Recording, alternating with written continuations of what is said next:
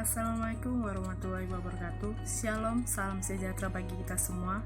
Kami dari kelompok 8 ingin mempresentasikan hasil diskusi kami yang berjudul tentang dimensi lingkungan untuk memenuhi mata kuliah teori administrasi.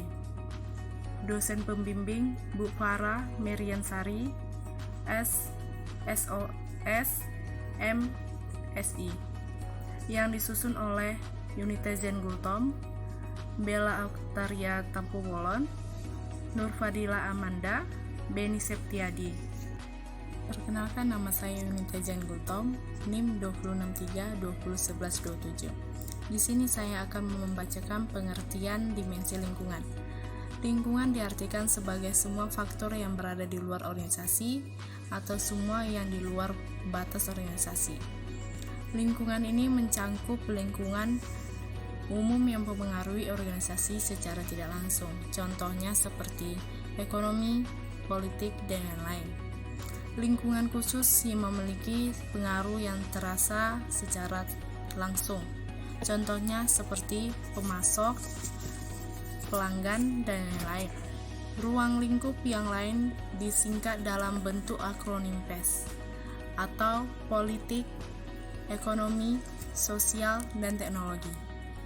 Menurut Katz dan Ken, pada tahun 1978, lingkungan organisasi terdiri atas 5 aspek yang harus selalu dimonitor dan direspon agar selalu efektif, yaitu nilai-nilai lingkungan masyarakat, lingkungan politik, lingkungan ekonomi, lingkungan informasi, dan lingkungan fisik. Oke, selanjutnya akan disampaikan oleh Bella Octaria Tampu Bolon. Perkenalkan, nama saya Bella Octaria Tampu Bolon dengan NIM 263201126. Baiklah, saya akan menjabarkan tentang karakter lingkungan. Menurut Kahn, Simon, dan Thomson, ada 2 karakter penting dari lingkungan. Yang pertama, turbulence, dan yang kedua, munification.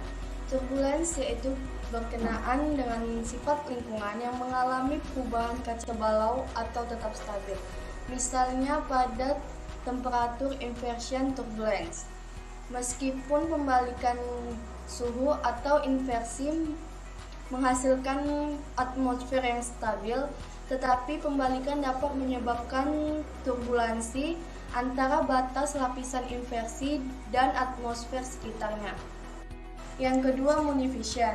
Munification yaitu berkenaan dengan sifat lingkungan yang alami, tingkat kelangkaan atau kelimpahan sumber daya penting. Karakter lingkungan menurut George dan Donald dibagi menjadi 3 dimensi. Yang pertama, dimensi kemampuan, yang kedua, dimensi dinamika, dan yang ketiga, dimensi kompleksitas lingkungan. Yang pertama, dimensi kemampuan. Dimensi kemampuan yaitu berkenaan dengan sumber daya yang dimiliki oleh lingkungan. Yang kedua, dimensi dinamika. Dimensi dinamika itu sendiri menunjukkan tingkat kestabilan suatu lingkungan yang memungkinkan suatu organisasi memprediksi masa depannya. Dan yang ketiga, dimensi kompleksitas lingkungan, yaitu menggambarkan tingkat heterogen dan konsentrasi elemen-elemen lingkungan. Baik, mengenal lingkungan. Environmental scanning merupakan suatu teknik umum yang sering digunakan untuk membaca karakteristik lingkungan. Apakah lingkungan memberikan peluang, opportunity, dan ancaman risks? Dengan mengetahui informasi tentang peluang dan ancaman tersebut, suatu organisasi dapat mempersiapkan dirinya untuk melakukan penyesuaian. Wujud adaptasi terhadap lingkungan. Seperti yang disampaikan oleh Robbins, menggambarkan bahwa dalam hadapi lingkungan bersifat sangat tidak menentu, organisasi akan mengatur strukturnya lebih kompleks, yang menciptakan unit-unit yang lebih khusus dalam jumlah yang lebih besar, dan mengaplikasikan lebih banyak spesialisasi. Kemudian dalam buku manajemen strategis lain diungkapkan bahwa organisasi dalam respon perubahan lingkungan menggunakan strategi sesuai dengan organisasi. Assalamualaikum warahmatullahi wabarakatuh. Perkenalkan, nama saya Nurfadila Amanda, NIM 263 20 11 25. Baiklah, saya akan menjelaskan beberapa isu penting tentang dimensi lingkungan. Yang pertama yaitu kekasan situasi dan kondisi Indonesia.